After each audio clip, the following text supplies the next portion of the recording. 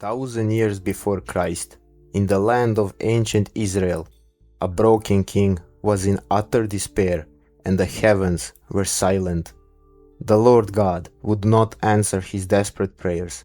He would not give him guidance through dreams, nor would he send him a single prophet to speak to him. Absolute silence has settled over the throne, and fear took hold of the king as he stood there, watching the massive Philistine army gathering for battle at Shunem. Their weapons ready, their warriors numbered many, and King knew his army was outnumbered. So, out of pure desperation, he decided to break his own law and set out to commit an unthinkable taboo. He took off his royal robes, put on the other clothes, and crept out disguised in the dead of the night, accompanied by only 2 trusted servants, slipping into the dark wilderness towards the village of Endor. Decades prior to this dreadful night, all the elders of Israel gathered together and came to the prophet Samuel at Ramah. They said to him, "You are old, and your sons do not follow your ways. Now, appoint a king to lead us, such as all the other nations have." 1 Samuel 8:4-5. Upon hearing them ask this, Samuel was stricken with great grief. He wondered, "Is God not our king? Are we not a unique, holy nation under God? Why are the people rejecting God as their only true ruler, just to be like the pagan nations around them?" But even so, God told Samuel to fulfill the request. The Lord led Samuel to a strong young man from the tribe of Benjamin named Saul. Samuel took a flask of oil and poured it over Saul's head, anointing him as the very first king of Israel. And so, Saul began his reign with great promise and great expectations. But halfway through his long reign, things started to change. Saul directly disobeyed God's direct command during the war against the Amalekites by taking plunder rather than just following to the letter. Because of his disobedience and because he tried to lie to Samuel, Samuel confronted the king Saul with very harsh words, as we read in 1 Samuel 15:22-26. "Does the Lord delight in burnt offerings and sacrifices as much as in obeying the Lord? To obey is better than sacrifice, and to heed is better than the fat of rams. For rebellion is like the sin of divination, and arrogance like the evil of idolatry. Because you have rejected the word of the Lord, he has rejected you as the king." Then Saul said to Samuel, "I have sinned. I have violated the Lord's command and your instruction. I was afraid of the men, so I gave in to them. Now I beg you, forgive my sin and come back with me, so that I may worship the Lord." But Samuel said to him, "I will not go back with you. You have rejected the word of the Lord, and the Lord has rejected you as the king over Israel." After this moment, Saul knew in his heart that he had lost the favor of God. At first, he had no idea who his replacement would be, and the anxiety began to rise in his mind. Right after that happened, Samuel was secretly instructed by God to travel to the town of Bethlehem to anoint Israel's true future king, as we read in 1 Samuel 16. There he met a humble young shepherd boy named David, who was chosen by God. Samuel poured sacred oil over David's head in secret, right in the presence of his older brothers. Now, things were about to take a turn. Saul still had the physical throne, but young David possessed the divine blessing and the Spirit of God. David soon became very famous after going into the battle with a simple sling and defeating the giant Goliath. Saul finally realized who his rival was. This sparked a raging fury and obsessive jealousy inside Saul towards David.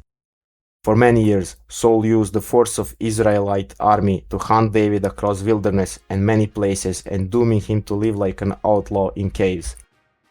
This is actually why David had no choice but to flee into Philistine territory, where he ended up working for Philistine king as a mercenary.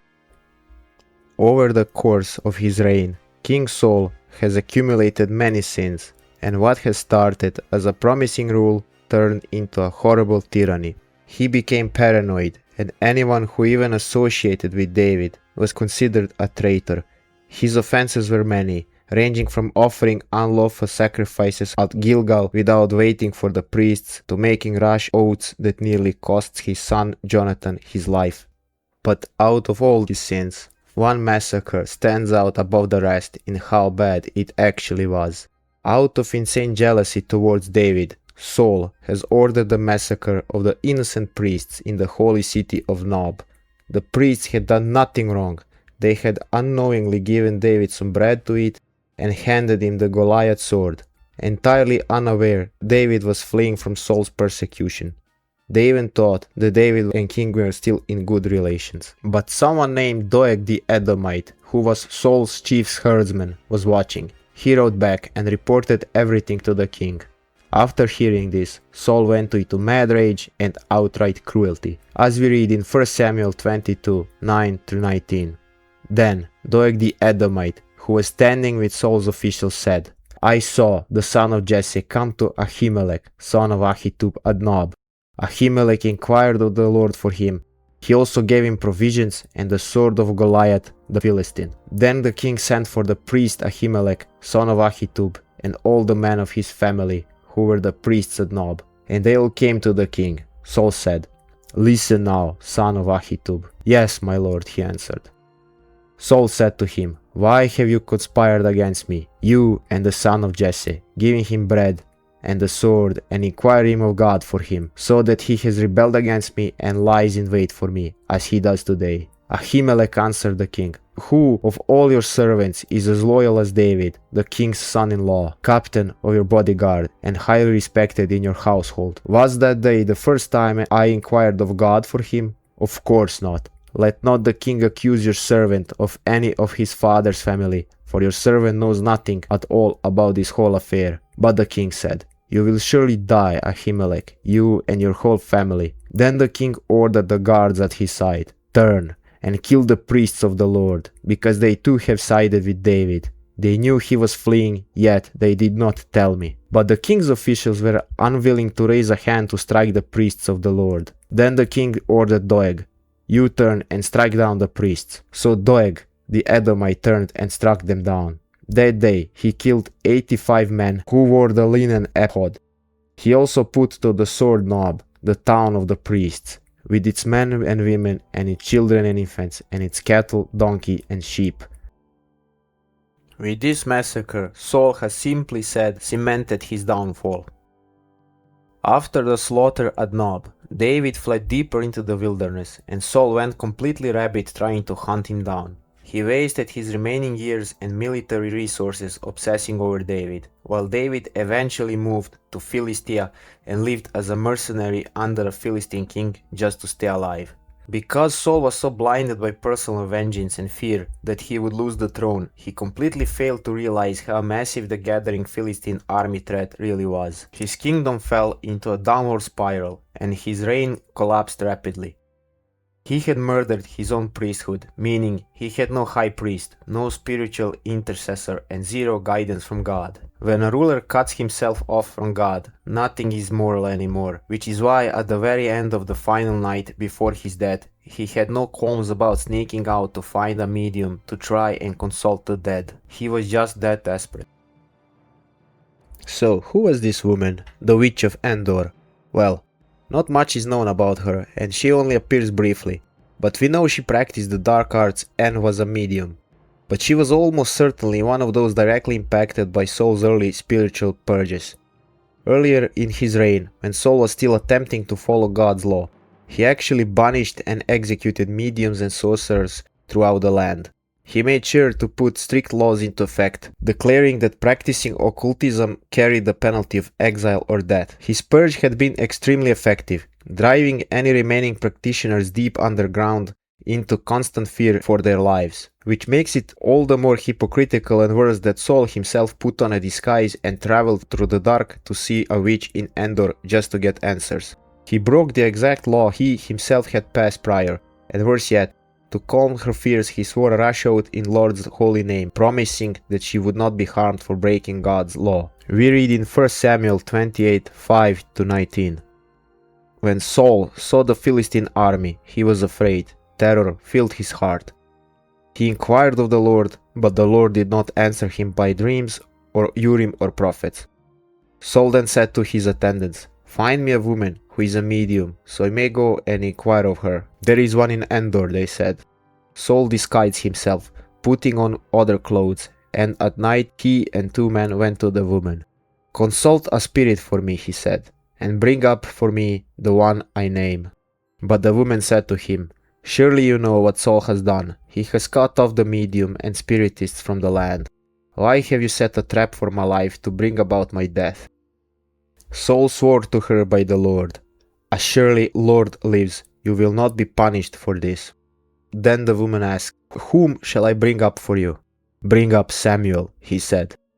When the woman saw Samuel, she cried out at the top of her voice and said to Saul, "Why have you deceived me? You are Saul."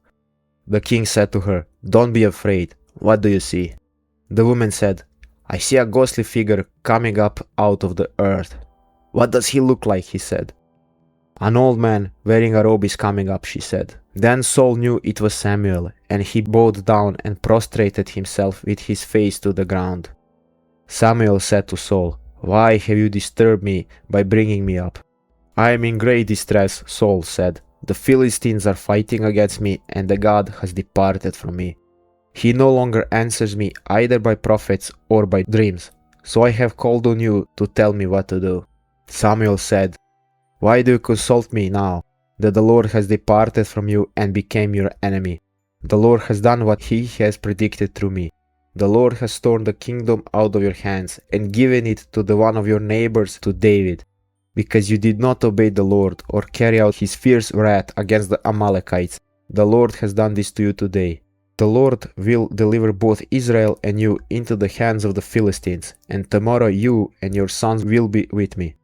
The Lord will also give the army of Israel into the hands of the Philistines." After hearing what was said, Saul collapsed to the ground, terrified and utterly devoid of strength.